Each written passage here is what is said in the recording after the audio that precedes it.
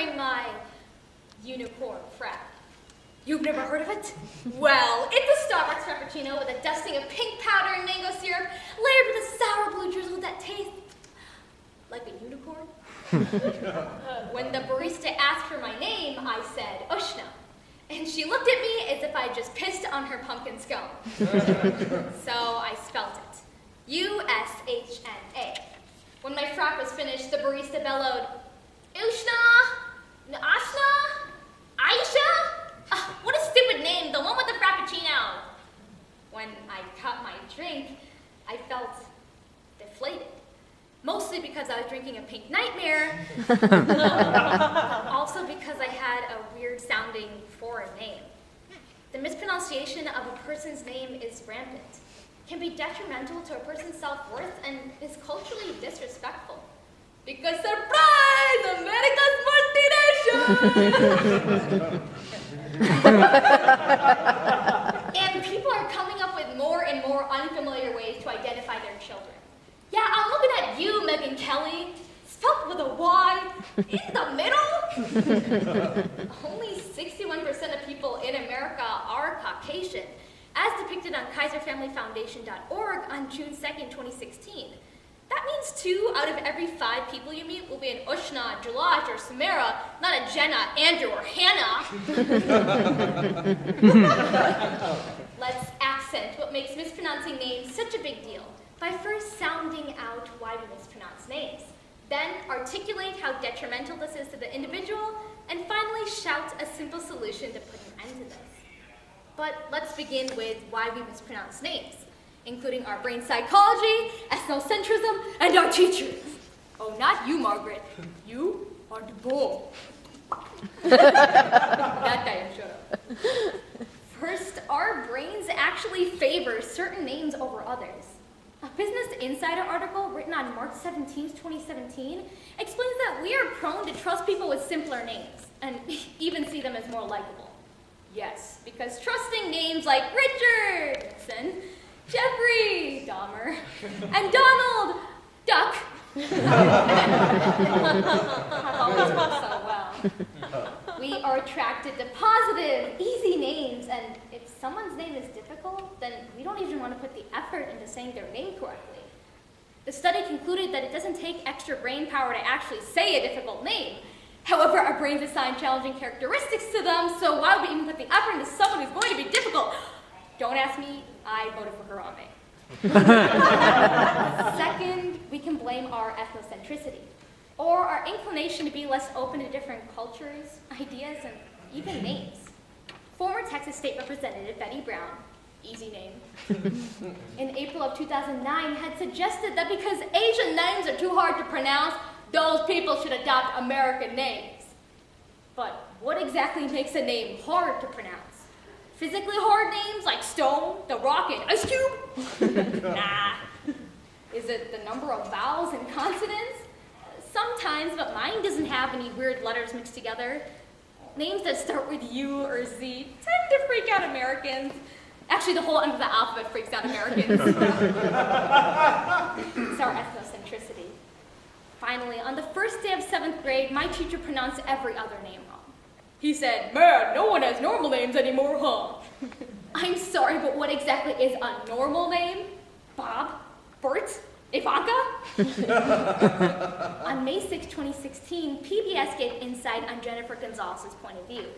Gonzalez, a former teacher, observed a "these people" attitude from her former colleagues, as if it was the child's fault for having a hard name. Maybe they're just jealous that they don't have cool names like Diamond, Chastity, and Serendipity. Oh wait, those aren't cool names. Those are stripper names. If teachers do not put in the effort to say a student's name correctly, then the teacher is definitely at fault. So the mispronunciation of a person's name is common. We've looked at what causes it. Now let's turn our attention to the harms of not saying a person's name correctly. First, mispronouncing a person's name gives you a defeated feeling. A Huffington Post article written on October 14, 2016 explains that when a teacher mispronounces a student's name, it teaches the child to give up. We should be demonstrating persistence by insisting on saying a student's name correctly, because if we don't, it's teaching the child to to give up on learning new ideas quicker. I mean, imagine being in class and hearing this. Jay Crowley, Jacqueline, Timothy, yeah, sure. Eveline? Oh, it's pronounced Evelyn. I'm gonna just call you Evil, all right? If you don't put in the effort to say a person's name, you're telling people you're not worth the effort. Yiwan, ooh, fun name. The director of multilingual educational services in Santa Clara tells NBC on June 2nd, 2017 that mispronouncing a person's name negates their identity. A campaign was created on a website called mynamemyidentity.com. And their research found that a teacher who mispronounces a student's name can cause them anxiety and resentment. But I'm not bitter. I'm just as sweet and whimsical as a brown unicorn frappuccino. But teachers are not the only ones at fault, though. Even people in the workplace with hard names often change them because they feel like they don't get the recognition that they deserve. Which explains whenever I call customer service, I hear, "Hello, thank you for calling H&R Block. My name is Sally."